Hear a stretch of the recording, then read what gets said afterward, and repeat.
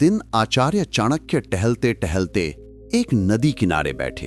पास में चंद्रगुप्त बैठा था, शांत लेकिन उलझा हुआ। चाणक्य ने पूछा, क्या सोच रहे हो पुत्र? चंद्रगुप्त बोला, गुरुदेव, क्या हर बात दिल में रखना ठीक होता है? कभी कभी लगता है अगर सब कुछ कह दूं तो हल्का हो जाऊंगा।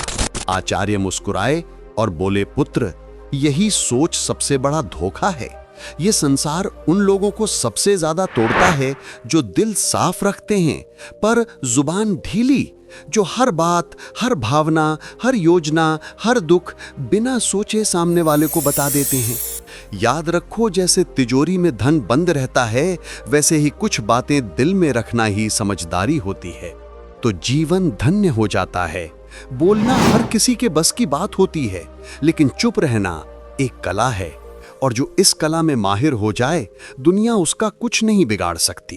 आचार्य ने गहरी सांस लेते हुए कहा, आज मैं तुम्हें वो 7 बातें बताऊंगा जो चाहे कोई कितना भी अपना लगे, उन्हें कभी किसी से नहीं बताना चाहिए, क्योंकि अगर ये बातें बाहर आ गईं तो दुनिया तुम्हें तुम्हारे ही शब्दों से हराएगी।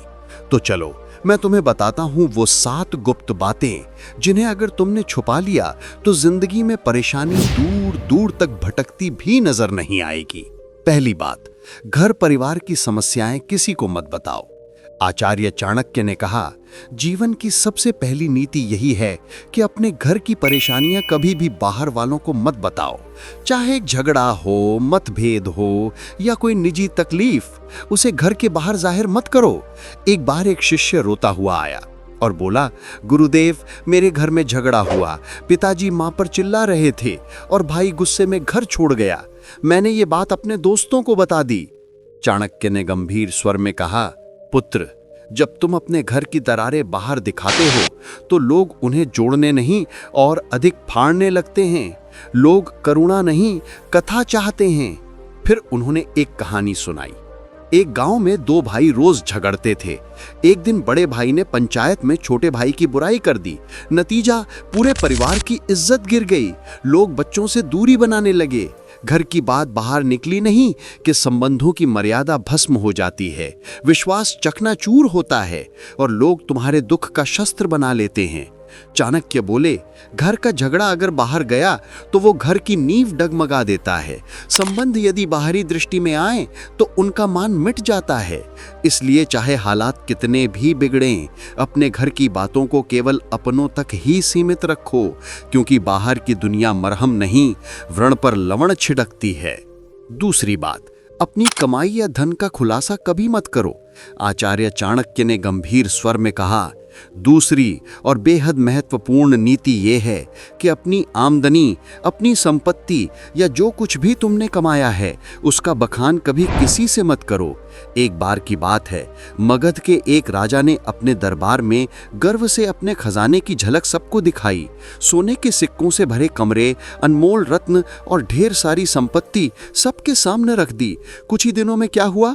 पड़ोसी राज्य ने हमला कर दिया और वही खजाना लूट कर ले गए। चाणक्य बोले, धन जितना गुप्त हो उतना ही सुरक्षित होता है। उसकी दिखावट करना अपने आप को चोरों और जलने वालों के सामने खड़ा करना है। फिर उन्होंने शिष्यों से पूछा, पुत्रों, क्या तुमने कभी देखा है कि अमीर लोग अपनी सच्ची कमाई सबको बताते हैं? नहीं, क्योंकि वे जानते हैं जहां अधिक लोग जान गए वहां जरूरतें, लोभ और संकट भी बढ़ते हैं। अगर किसी को लग जाए कि तुम अच्छी आमदनी करते हो तो कुछ लोग मदद के बहाने पास आएंगे, कुछ तुम्हें नीचे दिखाने के अवसर खोजेंगे और कुछ तो सिर्फ इसलिए द्वेष करने लगेंगे क्योंकि तुम्हारे पास वो है जो उनके पास नहीं। चाणक्य ने स्पष्ट शब्दों में कहा, धन का सबसे बड़ा रक्षक उसका छिपा होना है। अगर सबको तुम्हारे धन की जानकारी हो जाए तो लोग तुम्हारे मन की शांति भी छीन लेंगे। इसलिए याद रखो, अपनी कमाई को ढका रखो जिससे मन स्थिर और निश्चिंत रहे, क्योंकि जो धन दिखाया गया वही या तो लूट का कारण बनता है या जलन का। तीसरी बात, अपने भविष्य की योजनाएं गुप्त रखो। आचार्य चाणक्य ने तीसरी नीति बताते हुए कहा, पुत्रों, जब तक कोई योजना पूरी न हो जाए उसे अपने मन के अंदर ही रहने दो। जो लोग अपने हर कदम की घोषणा पहले ही कर देते हैं वो अक्सर मंजिल तक पहुंचने से पहले ही रास्ता खो देते हैं। तक्षशिला के गुरुकुल में बैठे शिष्यों को चाणक्य ने एक उदाहरण दिया। एक बार का किस्सा है। एक व्यापारी ने सोचा कि वो अपने शहर में मसालों की एक बड़ी दुकान खोलेगा। उसने अपने सभी रिश्तेदारों, दोस्तों और पड़ोसियों को पहले ही ये बात बता दी। अगले ही हफ्ते एक चालाक आदमी ने उसकी बात सुनकर उसी जगह उसी तरह की दुकान खोल दी और बाजार पर कब्जा कर लिया। जब व्यापारी पहुंचा तब तक देर हो चुकी थी। चाणक्य बोले, हर विचार एक बीज होता है। अगर उसे बोने से पहले ही सबको बता दोगे तो कोई उसे मसल देगा या तुमसे पहले फल ले जाएगा। योजना की असली शक्ति उसकी चुप्पी में होती है। उन्होंने आगे कहा, ध्यान रहे, तैयारी का समय दिखाने का नहीं होता है। काम पूरा होने के बाद ही बोलना चाहिए। जब तक सफर चल रहा हो तब तक चुप रहो। तुम्हारा इरादा, दिशा और अगला कदम ये सब तुम्हारे अपने होते हैं। इन्हें सबके सामने लाकर तुम बेवजह का बोझ और आलोचना अपने सिर ले लेते हो। आज की दुनिया में भी यही नीति लागू होती है। कोई नया काम शुरू करना है, कोई योजना मन में है, व्यापार शुरू करना है या नौकरी बदलनी है, तब तक किसी से मत कहो जब तक वो काम पूरा ना हो जाए, क्योंकि ये दुनिया ना तो योजना की रक्षा करेगी, ना ही असफलता की जिम्मेदारी उठाएगी। चौथी बात, अपनी कमजोरी किसी को मत बताओ। आचार्य चाणक्य ने गंभीर स्वर में कहा, पुत्रों, जिस दिन तुमने अपनी कमजोरी किसी और को बताई, उसी दिन तुमने हार की पहली शीली छड़ ली। तक्षशिला के गुरुकुल में एक दिन एक शिष्य ने पूछा, गुरुदेव, अगर हम किसी अपने को अपनी पीड़ा, डर या कमजोरी बता दें तो क्या वो हमें समझेगा नहीं? चाणक्य मुस्कुराए और बोले, अपने अक्सर तब तक साथ होते हैं जब तक तुम्हारी ताकत उन्हें फायदा देती है, लेकिन जैसे ही तुम्हारी कमजोरी सामने आती है, वही लोग या तो दूर हो जाते हैं या पीठ पीछे वार करते हैं। उन्होंने एक कहानी सुनाई। एक योद्धा था जो तीरों से डरता था। उसने अपने सबसे करीबी साथी से कहा, अगर युद्ध में तीर चलने लगे तो मुझे पीछे कर देना, मुझे डर लगता है। कुछ समय बाद वही साथी शत्रु से जा मिला और युद्ध में सबसे पहले तीर उसी योद्धा की ओर चलवाए, क्योंकि उसे पता था कहां वार करना है, और वो योद्धा बिना लड़े धराशायी हो गया। चाणक्य बोले, कमजोरी तब तक ताकत है जब तक केवल तुम्हें पता हो। जिस दिन वो किसी और को पता चल गई, वो तुम्हारे विरुद्ध सबसे तेज अस्त्र बन जाती है। उन्होंने चंद्रगुप्त की ओर देखकर कहा, राजा वही होता है जो अपने डर को तलवार में छिपा ले और चेहरे की मुस्कान में अपने घावों को भी छिपा ले। तो याद रखो मेरे दोस्त, अपने डर, अपनी तकलीफें, पुराने घाव, इन्हें अपने भीतर रखो, क्योंकि दुनिया में बहुत से लोग मदद नहीं करते, हार का तमाशा देखने के लिए खड़े रहते हैं। पांचवी बात, अपने दान का बखान मत करो। आचार्य चाणक्य मुस्कुराए और बोले, पुत्रों, जो दान जुबान से बोला जाए वो पुण्य नहीं, अहंकार का प्रदर्शन होता है। गुरुकुल में बैठे शिष्यों ने प्रश्न किया, गुरुदेव, अगर हमने किसी गरीब की मदद की, किसी भूखे को भोजन दिया या किसी छात्र को शिक्षा के लिए सहायता दी, तो क्या ये बताना गलत है? चाणक्य ने शांत स्वर में कहा, जब तुम दान करते हो और फिर उसी का प्रचार करते हो तो मदद नहीं रह जाती, वो तुम्हारे घमंड को बढ़ाने का तरीका बन जाती है। उन्होंने चंद्रगुप्त को संबोधित करते हुए कहा, एक बार एक राजा ने दरबार में घोषणा की, मैंने इस वर्ष 100 गाय ब्राह्मणों को दान दी है। लोगों ने तालियां बजाई, पर उसी का सपने में उसे एक वृद्ध ब्राह्मण मिला और बोला, राजन, आपने जो दिया वो पुण्य नहीं बना, क्योंकि आपने उसका बखान कर दिया। दान तभी फलदायक होता है जब वो छुपा हो। चाणक्य ने स्पष्ट शब्दों में कहा, दाएं हाथ से दिया गया दान अगर बाएं हाथ को भी पता चल जाए तो वो भी अधिक हो जाता है। फिर उन्होंने एक सूत्र बताया, दान वो दीपक है जो अंधेरे में जलता है, उसे कोई देखे या न देखे, उसका उजाला एक दिन लौट कर आता है। इसलिए मेरे दोस्त, अगर तुमने सच में किसी की मदद की है तो उसे दुनिया को बताने की जरूरत नहीं है। जो सच्चे दिल से दिया गया है वो ऊपर तक पहुंचता है, बाकी सब बस दिखावे की बात है। छठी बात, अपमान और हार की कहानियां कभी मत सुनाओ।